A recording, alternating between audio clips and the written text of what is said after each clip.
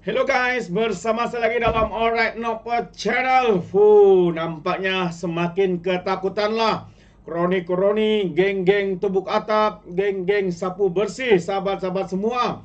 Dan hari ini ya kita mendengar kenyataan-kenyataan daripada pemimpin bersatu yang menyatakan kononnya sokongan terhadap Muhyiddin Abakau ini masih kukuh dan kuat. Benarkah semua itu? Atau ia hanya sekadar ilusi untuk menyenangkan hati mereka? Ya, sahabat-sahabat semua, apa pandangan anda?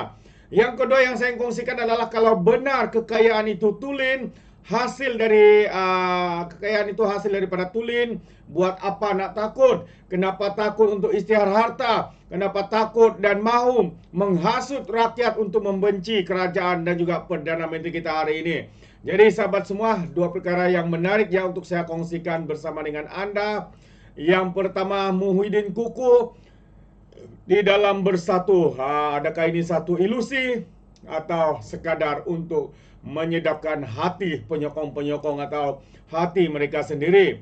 Jadi apakah dakwaan bersatu sekadar penyedap mata yang meyakinkan penyokong dan menenangkan lawan di dalam parti? Adakah ia ilusi bagaikan rumah kaca yang tidak boleh dibaling batu? Dan timbalan Presiden Bersatu ya, siapa ini, Ahmad Faizal, lupa nama dia, Ahmad Faizal Azumul, atau dikenali sebagai Peja, yang mendakwa bahawa kedudukan Presiden Parti itu Muhyiddin Yassin amat selesa untuk mengebudi parti dalam penggal yang akan datang. Ahmad Faizal turut berkata majlis pimpinan tertinggi parti itu menunjukkan seluruh saf kepimpinan teguh di belakang Muhyiddin. Sejak beberapa hari lalu timbul ura-ura bahawa terdapat beberapa kem di dalam parti tersebut. Ura-ura setiausaha parti ya Hamzah Zainuddin sebagai presiden bukanlah perkara baru. Sudah berbulan-bulan Hamzah diwar-warkan berebut dengan Ketua PN Selangor Datuk Sri Azmin Ali ya untuk mendapatkan kerusi nombor 1 parti bersatu itu. Perkara ini timbul ya ekoran dakwaan ahli Parlimen Bukit Gantang Datuk Syed Abu Husin bulan lalu berkenaan kewujudan pelbagai kem dalam parti bersatu itu. Perkara pokok untuk ahli Parlimen Bersatu ialah ketiadaan dana peruntukan kawasan. Dalam keadaan Muhyiddin tidak dapat memberikan dana peruntukan kawasan, bagaimana mungkin ahli-ahli Parlimennya akan kekal walah kepadanya? Satu persoalan yang menarik untuk difikirkan.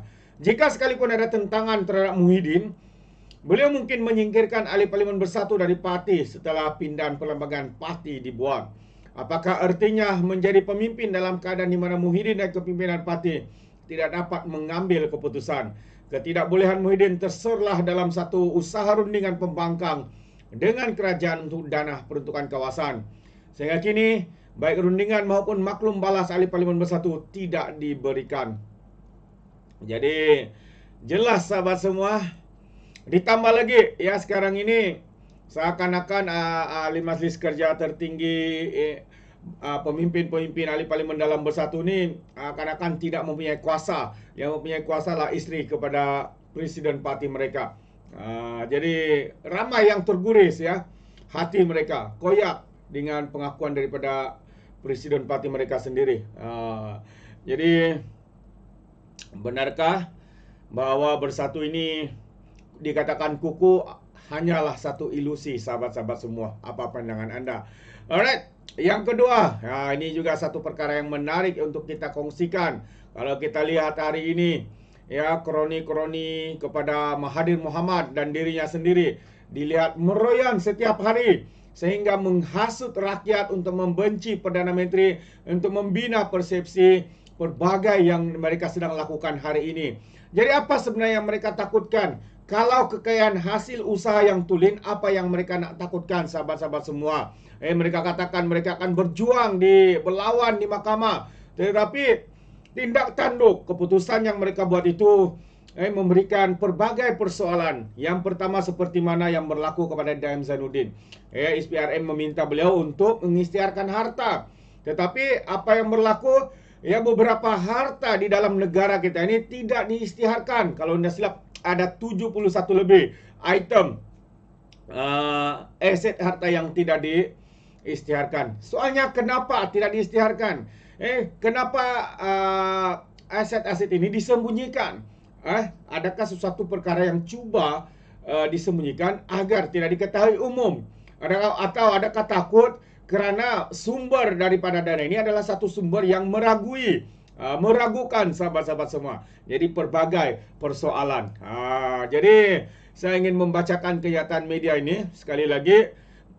Ini tulisan daripada Wan Hasni Wan Sulaiman ya. Katanya bermulalah pembukaan cerita kroni-kroni. Siapa kroni siapa dan siapa dapat projek apa. Tahun 1990-an adalah zaman di mana hampir kesemua usahawan dalam negara kita, tidak kira Melayu, Cina atau India, membuat bisnes dengan kerajaan. Pada zaman itu, Malaysia sedang dalam membentuk apa yang dikatakan sebagai Malaysia Incorporated. Zaman di mana penswastaan besar-besaran dibuat, itu modal pertumbuhan ekonomi negara. Siapa yang terlibat di mana hampir seluruh negara terlibat, maka mereka semua adalah kroni kerajaan. Kerajaan pula dipimpin oleh Barisan Nasional.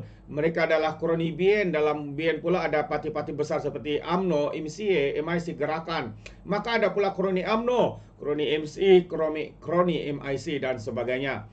Kalaulah kroni kerajaan ini menjadi permasalahan yang mana kita semua pada hari ini merasakan tidak bersetuju, maka ia akan menjadi masalah besar. Sebab hampir kesemua daripada kita adalah kroni kerajaan. Siapa yang dapat beasiswa daripada kerajaan juga adalah kroni kerajaan. Siapa yang bekerja dengan kerajaan juga adalah kroni kerajaan. Kerajaan pula waktu itu dipimpin oleh Mahathir Mohamad dan timbalannya adalah Datuk Seri Anwar Ibrahim. Jadi kami semua yang terlibat adalah kroni kepada Tun M juga dan juga Datuk Seri Anwar. Jadi apabila saya diminta paksa membuat status declaration untuk menyatakan bahawa saya adalah kroni Datuk Seri Anwar pada waktu yang sama juga, Datuk Murad Khalid, Timbalan Gabenor Bank Negara, diminta paksa membuat SD yang disebut-sebut oleh Tun M. Saya menolak untuk menandatangani SD tersebut. Saya kata kalau dipaksa saya boleh. Saya kata kalau dipaksa juga boleh saya buat, tapi biarlah nama Datuk Seri ditambah lagi 2 nama, itu Kerajaan Malaysia, Mahathir dan juga Anwar. Kerana itulah hakikat sebenarnya. Ya, akhirnya mereka yang minta paksa saya back down. Mereka kata kalau begitu saya akan dihadapkan dengan pelbagai pertuduhan. Saya jawab silakanlah. Mereka tidak berkata ke semua projek yang diperoleh akan ambil balik. Jawab saya tidak on time. Jadi kesemua hak kerajaan Malaysia maka lebih baiklah saya serahkan balik kepada kerajaan Malaysia. Jadi tetapi sebaliknya terjadi saya kena serahkan projek-projek tersebut kepada orang lain yang sudah disiapkan ke siap penama yang disediakan. Sebagai contoh, Express Rail Link Aral ada 20 saham dan ia diserahkan kepada Nadikop. Projek-projek pembinaan hospital diserahkan kepada AZRB, Bina Darul Aman, Magna. Maka ini kroni siapa pula? Kalaulah kroni kerajaan satu kesalahan dari segi undang-undang, maka baiklah kita tangkap semua orang. Baiklah semua orang buat SD untuk declare. Permasalahan sebenarnya apabila diri sendiri, anak beranak serta kaum keluarga menjadi kaya raya, sedangkan diri sendiri memegang jawatan besar dalam kerajaan ataupun menggunakan orang lain sebagai proksi kepada tuan diri mengaut keuntungan. Yang juga menjadi masalah adalah apabila janji-janji imbuhan kepada tuan diri daripada projek atau kontrak yang diperoleh, tidak kira sama ada direct nego, close tender ataupun open tender. Imbuhan yang menjadi masalah tidak kira apa-apa pun, sama ada untuk diri atau parti atau apa hujannya. Pelik bin ajaib yang lebih memualkan ialah apabila bab kroni orang Melayu saja yang disenaraikan. Sebabnya apabila orang Melayu mestilah kroni kepada pemimpin Melayu. Tapi kalau bukan Melayu, mereka jadi kroni tidak pula dipanggil sebagai kroni. Pelik bin ajaib katanya. Jadi aduhai, kalau nak senaraikan semua projek kerajaan pada tahun 1990-an, 2000-an sebagai kroni kapitalisme, habislah semua. Kalisisi daripada Ananda Krista juga Maxis, Saibut Jaya, Setia Harum dan banyak lagi yang dinyatakan di sini. Jadi namun jika diri sendiri atau anak beranak kaya berbilion, agak sukar untuk diterima bahawa ianya hasil perniagaan yang tidak terlibat dengan menggunakan kedudukan politik untuk memperkayakan diri dan keluarga. Jadi terbaik juga ya. Ini yang menarik ya, saya kongsikan kepada kita ya berkaitan dengan kronisme ini. So dikatakan semua orang yang bekerja dengan kerajaan juga adalah kronisme. Soalnya adalah ya sama ada ya mereka menerima upah, mereka menerima orang yang menjawat jawatan itu, orang yang berkepentingan itu menerima rasuah untuk memberi tender kepada syarikat-syarikat berkenaan. Dan juga ya apabila dinaikkan harga sebuah projek itu dinaikkan harga demi untuk membayar kepada menteri kah atau pemimpin kah, itu sebenarnya satu perkara yang sudah salah. Dan kita tahu itu adalah perkara yang melibatkan rasuah sahabat-sahabat semua, sehingga ya mereka ini menjadi kaya raya.